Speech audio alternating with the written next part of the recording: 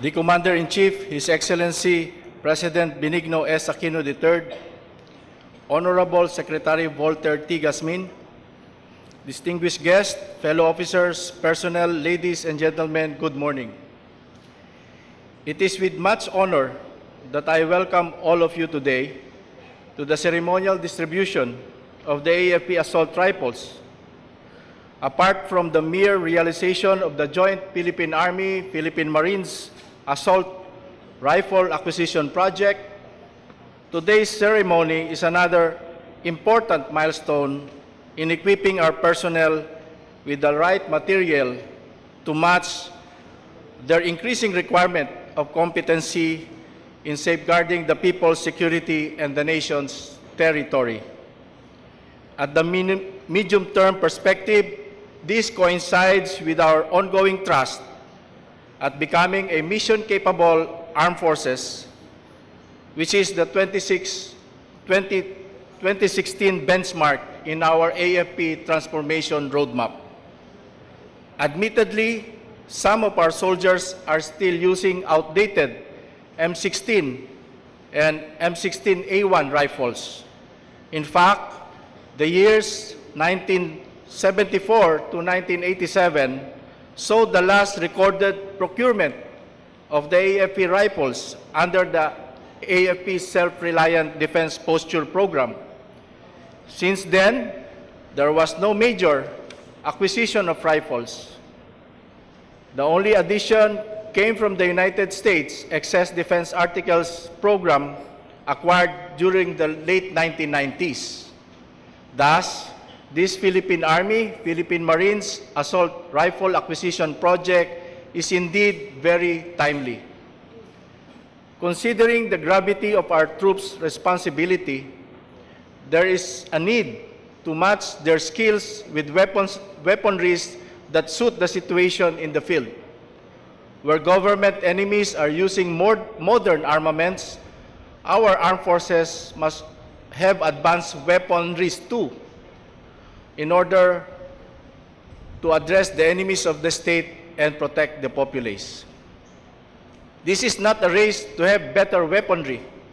It is simply ensuring that we provide, foremost, our people with added security and our soldiers with added capacity to carry out their mandate.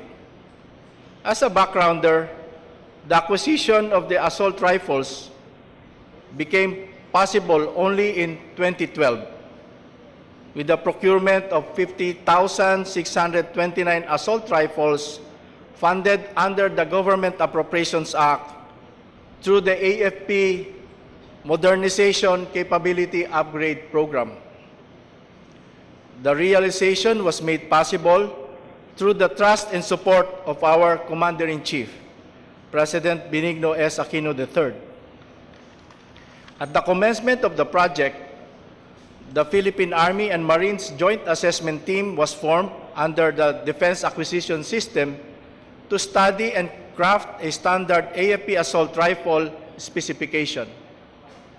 This effort was based on the directive of the DND and the AFP senior leaders headed by the Honorable Secretary Volter T. Gasmin, and if I remember it correctly, it was also former Chief of Staff General Emmanuel Bautista, who was then the Philippine Army Chief, who emphasized the importance of having a standardized assault rifle for the Armed Forces of the Philippines.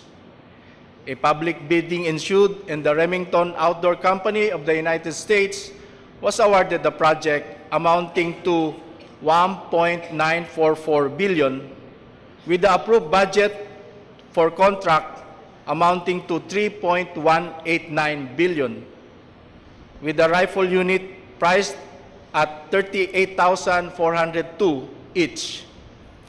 Because of this, the government was able to generate a total savings amounting to $1.24 billion.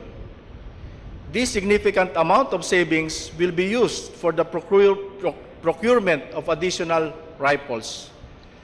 9 months after the contract, on October 14, 2013, Remington delivered the first 100 units of rifles on July 8, 2014, and subsequent 27,200 units on July 31, 2014.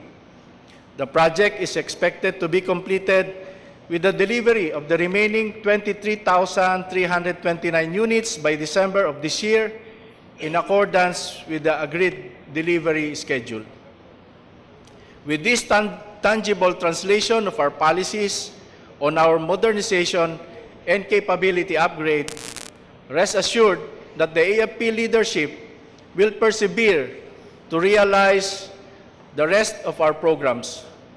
Through policy continuity, partnership with notable organizations, and sheer determination to transform, we are getting closer to our vision.